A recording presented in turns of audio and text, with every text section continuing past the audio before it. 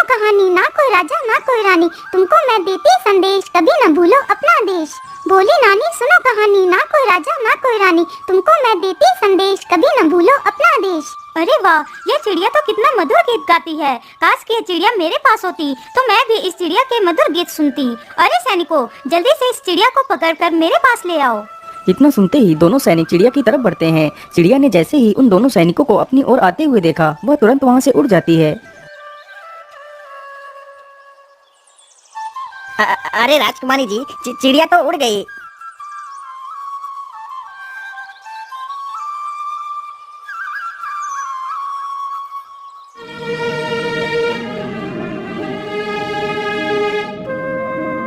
लेकिन राजकुमारी जी, चिड़िया का तो कोई पता नहीं है, वो कहाँ चली गई है।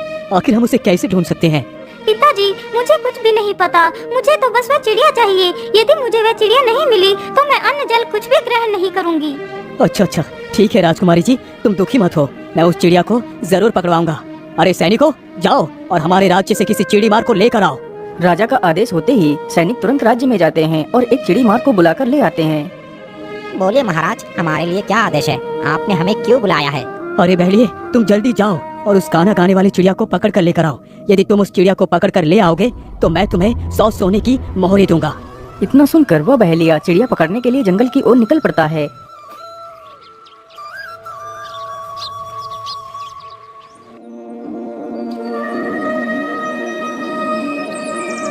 शिकारी चलते चलते जल्दी ही घने जंगल में पहुंच जाता है। बोली नानी सुनो कहानी, ना कोई राजा ना कोई रानी, तुमको मैं देती संदेश, कभी न भूलो अपना देश। अरे वाह, इतने मीठे स्वर में कौन गा रहा है? लेकिन आसपास तो कोई भी नजर नहीं आ रहा है। कहीं ये गाना वो चिड़िया ही तो नहीं गा रही है जिसकी बात महाराज ने कही थी? हाँ, मुझे तो लगता है ये वही चिड़िया है। चलो चलकर देखता हूँ। इतना सोचकर शिकारी उधर को ही चल पड़ता है जिधर से वह आवाज आ रही थी।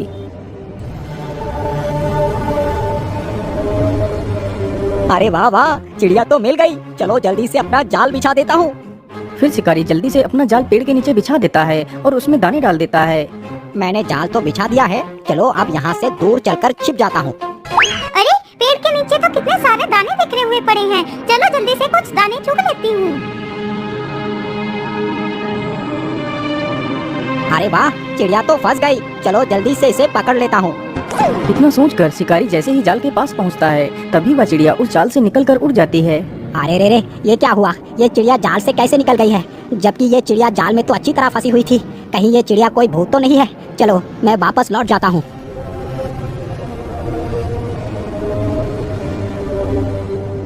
लेकिन तुम उस चिड़िया को क्यों नहीं पकड़ सकते? महाराज, वो कोई साधारण चिड़िया नहीं है। मुझे तो लगता है महाराज, वो चिड़िया जरूर कोई भूत है, क्योंकि आज तक मेरे जाल में फंसी कोई भी चिड़िया बाहर नहीं निकल पाई। लेकिन ये चिड़िया तो मेरे जाल से फंसकर फिर भी निकल गई। महाराज, मुझे माफ कर दीजिए, मैं उस चिड़िया को नहीं पकड़ सकता। इतना बोलकर वह बहेलिया वहाँ से चला जाता है। क्या इस पहेली की बात सच है? मुझे खुद चलकर देखना चाहिए।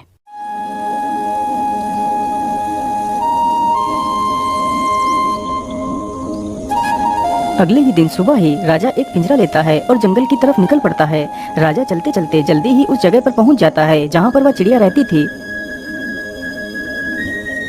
बोली नानी सुनो कहानी, ना कोई राजा ना कोई रानी, तुमको मैं देती संदेश, कभी न भूलो अपना देश। अरे वाह, ये चिड़िया तो सच में कितना मीठा गाती है। मैं ऐसा करता हूँ, यही पेड़ के नीचे दाना डालकर पेड़ के पीछे जाकर छिप जाता हूँ। चिड़िया जैसे ही नीचे उतरेगी तो मैं उसे पीछे से पकड़ लूंगा। इतना सोचकर राजा पेड़ के नीचे कुछ दाने डाल देता है और पेड़ के पीछे जाकर छिप जाता है। अरे पेड़ के नीचे तो कितने सारे दाने बिखरे हुए पड़े हैं, चलो जल्दी से कुछ दाने चुग लेती हूँ। इतना सोचकर चिड़िया दाने चुनने के लिए नीचे उतरती है। तभी राजा मौका देखकर पीछे से उस चिड़िया के ऊपर झपटता है और झट से उस चिड़िया को दबोच लेता है। अरे छोड़ दो मुझे, तुमने मुझे क्यों पकड़ा है? राजा तुरंत उस चिड़िया को पिंजरे में बंद कर लेता है और वहाँ से निकल पड़ता है। महाराज, आप मुझे बंदी बनाकर नहीं रख सकते। आखिर मैं तुम्हें अपने साथ क्यों नहीं रख सकता? चिड़िया, तू हमारे साथ बहुत खुश रहेगी। तुझे रोज रोज अच्छे अच्छे पकवान खाने को मिला करेंगे। नहीं राजन, मैं किसी के साथ बंधक बनकर नहीं रह सकती, पर हाँ एक शर्त पर रह सकती हूँ। हाँ चिड़िया, बोलो तुम्हारी क्या शर्त है? मैं तुम्हारी प्रत्येक शर्त मानने के लिए तैयार हूँ। मेरी शर्त यही है कि मैं तुम्हें एक कहानी सुनाऊंगी, तुम्हें मेरी कहानी चुपचाप सुननी होगी। यदि तुमने मेरी कहानी पर कोई भी तर्क किया तो मैं तुम्हारे पिंजरे से गायब होकर उड़ जाऊंगी।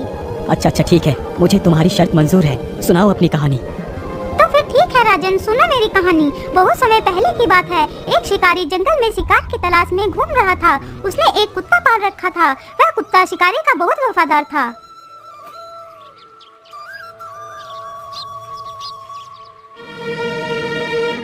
हे भगवान, मुझे जंगल में घूमते घूमते सुबह से दोपहर हो चुकी है, लेकिन अभी तक मुझे कोई शिकार नहीं मिला है। अब मेरे हिसाब से मुझे घर वापस चलना चाहिए।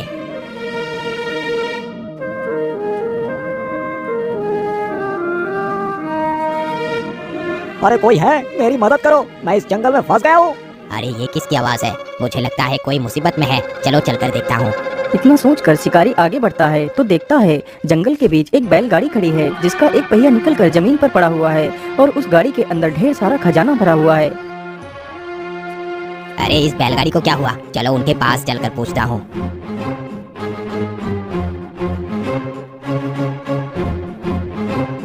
अरे सेठ जी, क्या बात है? आपकी बैलगाड़ी को क्या हुआ? अरे क्या बताऊं भाई, पता नहीं कैसे मेरी बैलगाड़ी का एक पहिया निकलकर जमीन पर गिर गया, जिसकी वजह से मैं इस जंगल को पार ही नहीं कर पाया। अब तो जल्दी से शाम भी होने वाली है, क्या आप मेरी कुछ मदद कर सकते हैं? हाँ हाँ सेठ जी, क्यों नहीं, बोलिए आपको मेरी क्या सहायता चाहिए? अरे भाई, मैं किसी गाड़ी ठीक करने वाले को गांव से बुला कर लाता हूँ, तब तक के लिए क्या आप मेरी बैलगाड़ी की देखरेख कर सकते हैं? हाँ हाँ सेठ जी, क्यों नहीं, आप निश्चिंत होकर जाइए, मैं आपकी बैलगाड़ी की देखरेख की जिम्मेदारी लेता हूँ। इतना सुनते ही सेठ वहाँ से चला जाता है। शिकारी को बैठे बैठे वहाँ पर काफी समय गुजर जाता है। अब तो धीरे धीरे रात भी हो गई थी। हे भगवान, सेठ को तो गए हुए काफी समय हो चुका है, लेकिन वो अभी तक लौट कर क्यों नहीं आए? अब तक तो मुझे घर में होना चाहिए था। मेरी माँ को तो रात में दिखाई भी नहीं देता, तो फिर वो खाना कैसे बना पाएगी? मैं ऐसा करता हूँ, अपने कुत्ते को यहीं पर पहरेदारी के लिए रख देता हूँ और मैं जल्दी से खाना बनाकर वापस आ जाऊंगा। अरे शेरू, मैं घर जा रहा हूँ खाना लाने के लिए, तुम यहीं पर रुकना और अच्छे से गाड़ी की देखरेख करना, मैं जल्द ही वापस आ जाऊंगा। इतना बोलकर शिकारी वहाँ से अपने घर को चला जाता है और वह कुत्ता गाड़ी की देखरेख करने लगता है। कुछ देर में ही वह सेठ भी वापस आ जाता है तो देखता है कि शिकारी वहाँ से जा चुका है। यह देखकर उसे शिकारी के ऊपर बहुत क्रोध आया। तभी उसकी नज़र उस शिकारी के कुत्ते पर पड़ती है। अरे वाह, तो इसका मतलब ये कुत्ता ही तब से मेरी बैलगाड़ी की रखवाली कर रहा था। वाकई कुत्ता कितना वफादार है। अरे तुम तो कितने बहादुर और वफादार हो, तुमने मेरे गाड़ी की अकेले ही देखरेख करी है। मैं तुमसे बहुत प्रसन्न हूँ। ये लो, मैं तुम्हें 5 सोने की मोहरें देता हूँ। अब तुम इन मोहरों को लेकर यहाँ से जा सकते हो। कुत्ता तुरंत ही उन सोने की मोहरों को अपने मुंह में रखता है और जल्दी ही अपने मालिक के पास पहुँच जाता है। अरे शेरू, तू बैलगाड़ी छोड़कर यहाँ क्यों आ गया? मैंने तुझे तो बैलगाड़ी की देखरेख करने के लिए वहाँ छोड़ा था।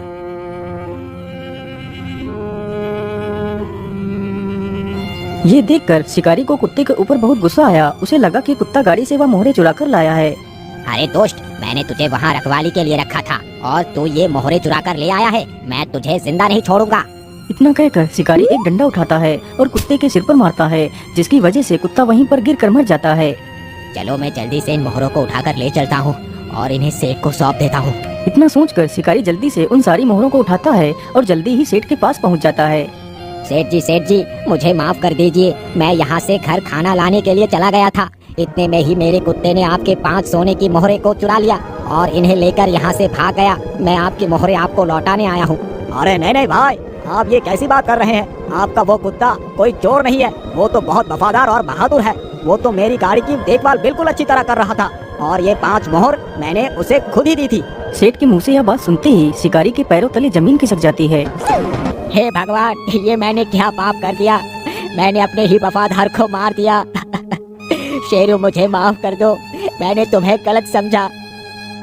तो सुनो महाराज उस वफादार की कहानी। हाँ, मैंने तुम्हारी कहानी बड़े ध्यान से सुनी है, लेकिन शिकारी को कोई भी फैसला लेने से पहले एक बार सोच लेना चाहिए था।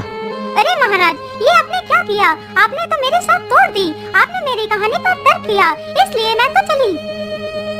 इतना बोलकर वह चिड़िया पिंजरे से निकलकर उड़ जाती है। राजा फिर से उस चिड़िया का पीछा करता है और वहीं पेड़ के पास जाकर खड़ा हो जाता है।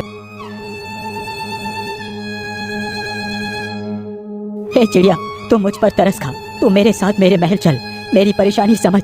वहाँ पर तुझे कोई भी समस्या नहीं होगी। मुझे एक मौका और दे दो। ठीक है महाराज, मैं तुम्हें एक और मौका देती हूँ। यदि इस बार तुम मुझे नहीं ले जा सके तो मैं तुम्हारे हाथ कभी नहीं आऊंगी। इतना बोलकर चिड़िया फिर से राजा के पिंजरे के अंदर आ जाती है। चलो राजन, मुझे अपने साथ ले चलो। इस बार बार मैं तुम्हें एक और कहानी सुनाती हूँ, लेकिन मेरी शर्त वही है। अच्छा ठीक है, इस बार तो शर्त मैं ही जीतूंगा। महाराज मेरी दूसरी कहानी सुनो। बहुत समय पहले की बात है। रत्नदर नामक राज्य में घोर सूखा पड़ा था, तो धीरे धीरे गांव के सारे लोग गांव छोड़कर शहर को चले गए थे, सिवाय एक व्यक्ति के जिसका नाम श्यामू था। हे भगवान, धीरे धीरे गांव के सारे लोग गांव छोड़कर चले गए, बस एक मैं ही बचा हूँ यहाँ। अब तो इस तालाब का भी पानी लगभग खत्म ही हो गया है। यदि पानी नहीं मिलेगा तो मैं जीवित कैसे रह पाऊंगा। मैं ऐसा करता हूँ, कल सुबह ही मैं ये गांव छोड़कर कहीं दूसरे शहर चला जाऊंगा।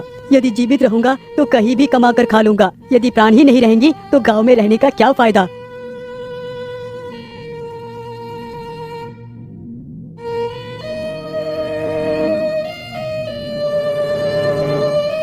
अगली सुबह ही श्यामू अपने लिए कुछ पोटली में खाना बांधता है और शहर की तरफ निकल पड़ता है।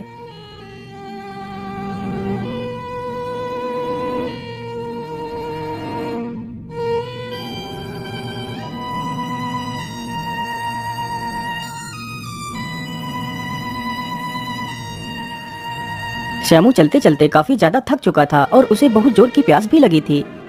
हे भगवान, इतनी कड़कती धूप में पैदल चलना कितना मुश्किल है और ऊपर से इतनी जोर की प्यास भी लगी है। क्या करूं, पानी कहां से लाऊं?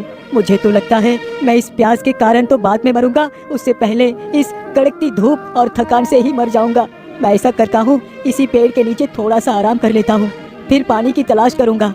इतना सोचकर श्यामू पेड़ के नीचे बैठ जाता है। पेड़ की छांव में बैठते ही उसकी आंखें बंद होने लगती हैं। तभी उसके पैर पर कुछ पानी की बूंदें गिरती हैं।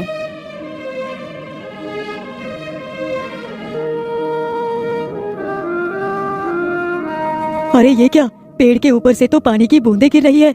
चलो मैं जल्दी से इन बूंदों को एक बर्तन में एकत्रित कर लेता हूँ।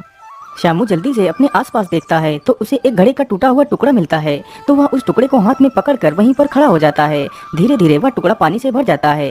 पानी तो भर गया है, चलो मैं जल्दी से इसे पी लेता हूँ। तभी एक कौवा श्यामू के पानी पर झपटता है और सारा पानी जमीन पर गिरा देता है। अरे दुष्ट कौवे, मैं तुझे जिंदा नहीं छोड़ूंगा, तूने मेरा सारा पानी गिरा दिया। इतना बोलकर श्यामू उस कौवे के पीछे दौड़ पड़ता है। वह दौड़ते दौड़ते काफी दूर निकल जाता है। आज तो मैं तुझे जीवित नहीं छोड़ूंगा, रुक, तुझे मजा चखाता हूँ। श्यामू वहीं पर पड़े एक पत्थर को उठाता है और कौवे को फेंक कर मारता है। पत्थर लगते ही कौवा नीचे गिरता है और मर जाता है। अरे ये क्या, यहाँ पर तो एक नदी है। इस कौवे को तो मैंने बेकार में ही मार दिया, इसकी वजह से तो मुझे ये नदी मिली है। खैर, पानी तो मुझे उस पेड़ के पास भी मिल रहा था, लेकिन इस दुष्ट कौवे ने मेरा सारा पानी गिरा दिया था। चलो मैं जल्दी से थोड़ा सा पानी पी लेता हूँ। इतना सोचकर श्यामू जल्दी से पानी पी लेता है। आहा, अब मेरी आत्मा को शांति मिली। चलो अब जल्दी से अपनी खाने की पोटली को चलकर उठाता हूँ। फिर श्यामू जल्दी ही उस पेड़ के पास पहुँच जाता है। अरे वो पानी तो अभी भी टपक रहा है, लेकिन इस पेड़ पर पानी आ कहाँ से रहा है? श्यामू जैसे ही अपना सिर उठाकर पेड़ की तरफ देखता है तो पेड़ की डाल पर एक सर्प मरा हुआ लटक रहा था, जिसके मुंह से वह विष की बूंदें टपक रही थी, जिसे श्यामू पानी समझकर पीने जा रहा था।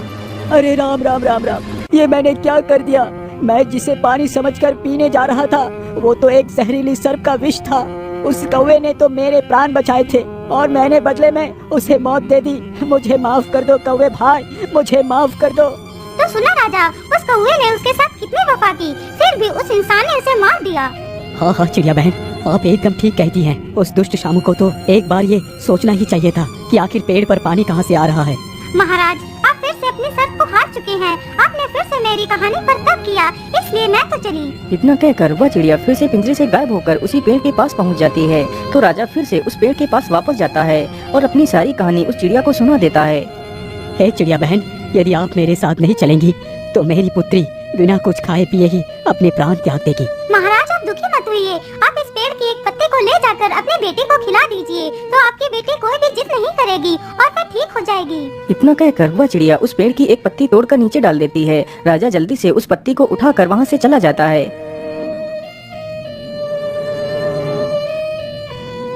अरे पिताजी, आप उस चिड़िया को लेकर नहीं आए। बेटी, उस चिड़िया ने तुम्हारे लिए एक पत्ती भेजी है और कहा है जब राजकुमारी इस पत्ती को खा लेगी तभी मैं वहाँ पर आऊंगी। इतना सुनते ही राजकुमारी वह पत्ती खा लेती है। उस दिन से राजकुमारी उस चिड़िया के बारे में सब कुछ भूल जाती है और खुशी खुशी अपने परिवार के साथ